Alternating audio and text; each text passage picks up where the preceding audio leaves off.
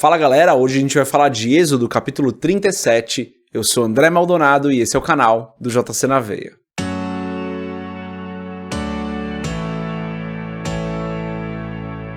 Em Êxodo capítulo 37, a gente vê a continuação do trabalho de construção do tabernáculo que a gente começou a ver lá em Êxodo capítulo 36, né?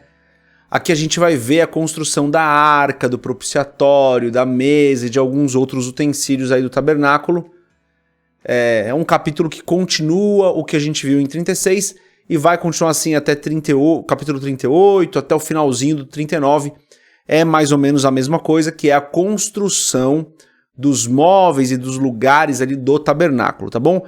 Mesmo assim, a gente consegue expandir um pouquinho e aprender algo com esse capítulo, mas antes da gente continuar nesse vídeo, se você não é inscrito no nosso canal, se inscreve, compartilha aqui os nossos estudos com outras pessoas e dá uma olhada aqui na descrição do vídeo, porque tem como você entrar na nossa comunidade do WhatsApp, do Telegram, tem como você ajudar a gente, tem como você seguir a gente no Instagram, tem como link para você comprar o livro Muito Além de um Pai, tanto a versão física quanto a digital, enfim, várias coisas, vários links interessantes aqui na descrição do vídeo.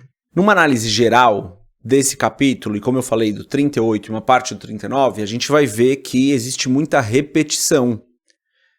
Repetição por quê? Porque nos capítulos anteriores Deus veio trazendo as instruções de como seria construído o tabernáculo e agora a gente vê a execução dessas instruções. Então a gente vai ver aqui algumas repetições que para algumas pessoas pode ficar até um pouco chato de ler, sabe? Desinteressante.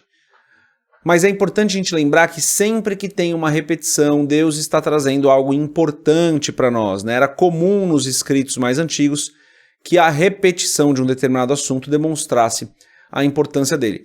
É uma prática, inclusive, de oratória, né? Você repete aquilo que é mais importante. Então, essa repetição do assunto fala sobre isso. Aqui fica difícil de eu colocar, mas lá no blog eu deixei uma tabelinha de comparação, não de comparação, mas uma tabelinha de referência, né? A instrução foi dada nesse capítulo e a execução está nesse. Então, por exemplo, a instrução do tabernáculo. Está lá em Êxodo 26, do 1 ao 11, do 14 ao 29, 31 e 32, 36 e 37. São as instruções de como o tabernáculo seria construído. Onde está a execução? Capítulo anterior, capítulo 36, dos versos 8 até o 38. A Arca da Aliança. A instrução de como construir está lá em Êxodo 25, do 10 ao 14 e do 17 ao 20. E onde está a execução? Aqui no 37, do 1 ao 9. Então, lá no blog eu deixei essa tabelinha. Aqui na descrição do vídeo tem um link para o texto. Pessoal, precisa rolar um pouquinho a descrição, porque na descrição aqui do vídeo eu deixo todos os textos que a gente usa, tudo. Então precisa rolar um pouquinho, mais para o final vai ter os links. Então tem todos os links que eu comentei e esse link aí para o texto do blog, onde você pode ver essa tabelinha, tá bom?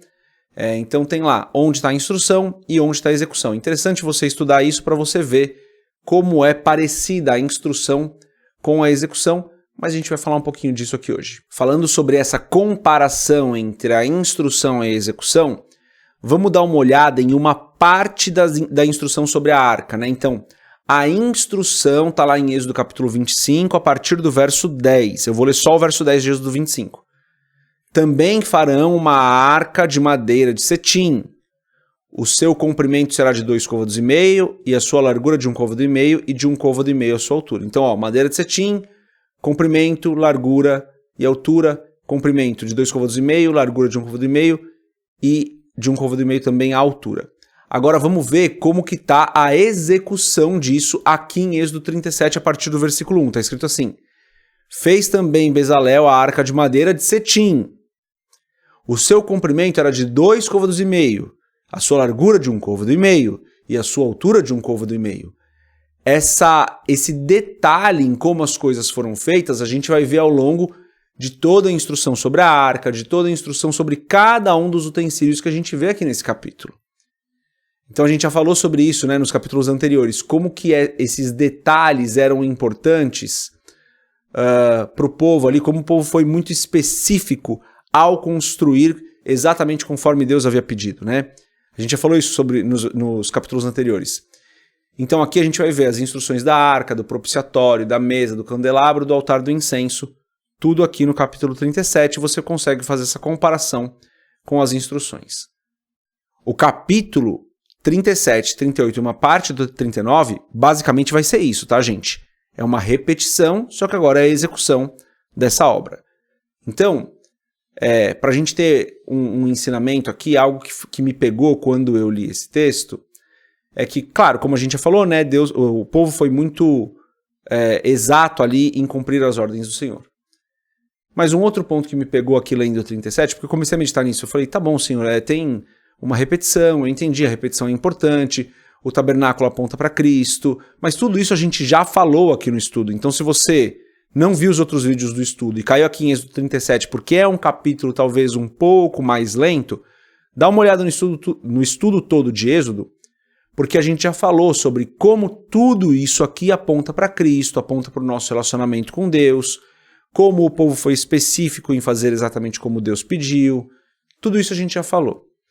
Algo adicional que me veio hoje, e sinceramente, pessoal, não está exatamente ligado com o texto, mas foi algo que apareceu no meu coração, quando o povo foi construir o tabernáculo, eles seguiram exatamente as instruções de Deus.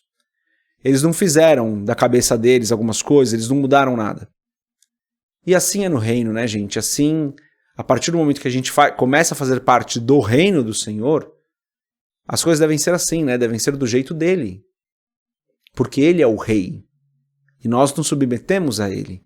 Então, ele fala como nós devemos fazer, ele fala o que nós devemos fazer e nós devemos seguir. E infelizmente hoje em dia a gente vê muita gente que lê a Bíblia e coloca uma lente para que a Bíblia concorde com as ideias dela, e não que ela concorde com as ideias da Bíblia.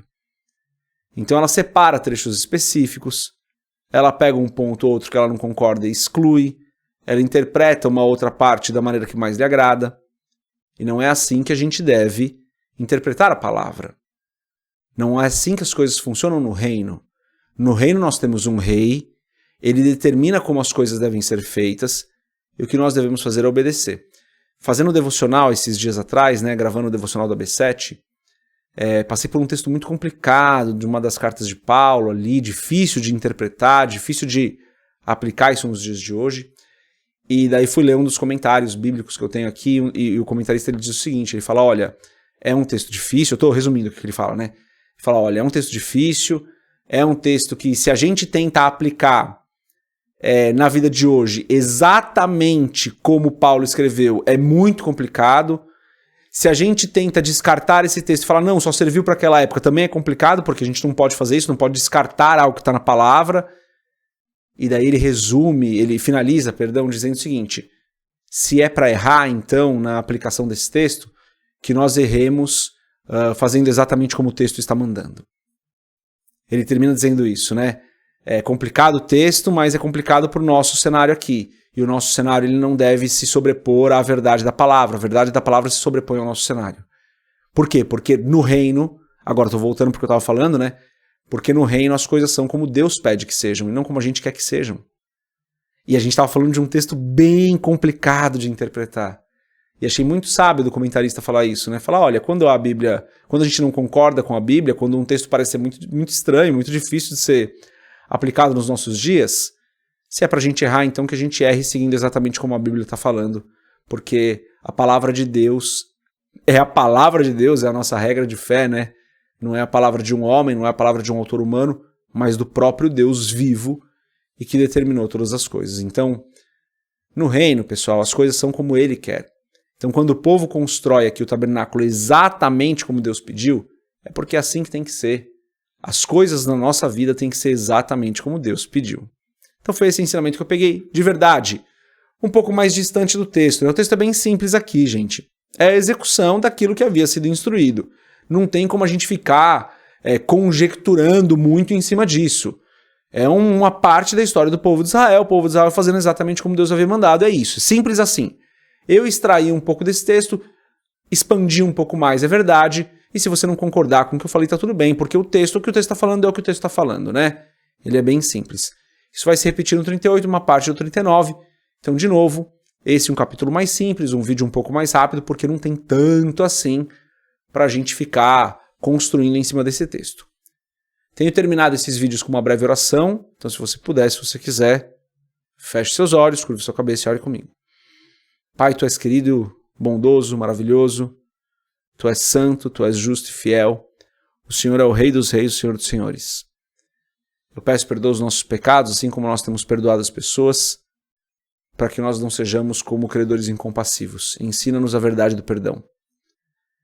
Eu te agradeço por mais esse dia, por mais esse estudo, por mais esse capítulo. Estamos terminando mais um livro. Te agradeço por cada pessoa que nos acompanhou até aqui, que está fazendo esse estudo conosco. Que o Senhor abençoe cada uma dessas pessoas, dê entendimento aprofundado da palavra para cada uma dessas pessoas, Senhor.